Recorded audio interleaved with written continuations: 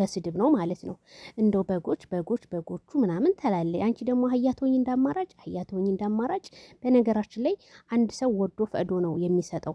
ወደሽ ከተደፋሽ ቢረግጡሽም አይክፋሽ የሚባል ነገር አለና ለሩታ ስጦታ ተሰጥቷት ለሩታ እንደዚህ ሩታ ሶሻል ሚዲያ ላይ የመጣችው መተት አስደርጋ ነው እያለች ነው እንግዲህ እቺ ቲክቶክ ላይ ነው እንደዚህ የምትለው። እንግዲህ ስርቧን ጉድ በሉልኝ እህቴ ከስድብ እንግዲህ አሁን የሚመጣው እንግዲህ ጾም ነው። እናንተም ለምንድን ነው ኃጢአት የምትገቢው? የኔ እናት በዛ ላይ የሩታ ልጅ አይደለም የሩታ ልጅ ውሸት ነው አርግዛ አልወለደችም እያልሽ ነው። አንቺም ሴት ልጅ ነሽ ልጅሽ ምናምን ስትፖስች አይቼሻለሁ። ግን ፈጣሪሽን ፍሪ፣ ሌላውን ተይው።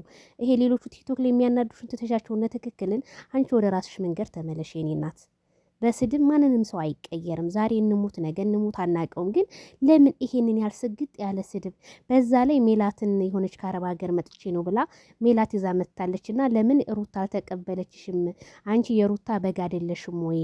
ሩታ በጣም ነው የምትንቃችሁ እያለች ነው እንግዲህ እየተሳደበች ያለችው እና ሩታ ከነመፈጠራችሁ አታውቃችሁም እናንተ ግን ለእሷ ታጨበጭባላችሁ እያለኝ ነው። ምን ቸገረሽ? ያጨብጭቡ። ሰው ለወደደው ሰው ቢያጨበጭብ ምንም አይደለም። ግን እነሱ በጣም ተሳዳቢው ስለሆኑ ነው እንጂ እኛ እኮ ሩታን ስለወደዱ ምን ጣጣ።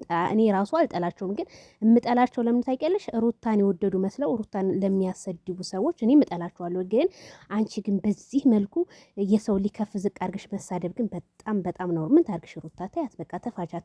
በዛ ላይ ደግሞ ሜላት ከአረብ ሀገር የመጣ ምናምን ብላ ይዛ ትቀርባለች ልጇን መሰለኝ። እኔ አላየሁኝም። እኔም ጥያቄ ተጠይቄ ነበረና ይቺ ለምን ሩታ አልተቀበለቻትም? ሩታ በጣም ነው የምትንቃትና መተት ምናምን አንጥታባት ነው እያለች ነው። መተት በቃ የአረብ ሀገር ልጆችን መተት አሰርታ ብርና ልብስ እንዲሁም የተለያዩ ነገሮች እየተቀበለች እያትላከች ነው እያለች ያለችው እና የኔ ውድ ወደው ፈቅደው እስከሰጧት ድረስ የፈለገችውን ነገር ያርጉላት። ትልበስ ወርቅ ለምን ከእግሯ እስከ አንገቷ አያረጉላትም?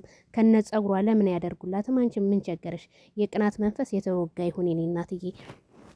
በዛ ላይ ደግሞ እነ ትክክል ሩታን አታሰድቧት። እናንተ በምትጭሩት ክብሪት ነው ሩታን እያሰደባችሁ ያላችሁት። እናንተ ወዳችኋት ሳይሆን ለፎሎዋችሁ መሰብሰቢያ ነው እንጂ ወላሂ ብትወዷት ማኖሮ ቢሆን አትሳደቡም። ትሳደባላችሁ፣ እንትናችሁን ትረጫላችሁ። ከዛ ሩታን እየመጡ ይሰርቧታል፣ ያዋርዷታል። እና ሩታ አልወለደችም ውሸት ነው እያለች ነው። እህቴ በእናትሽ ተጠንቀቂ።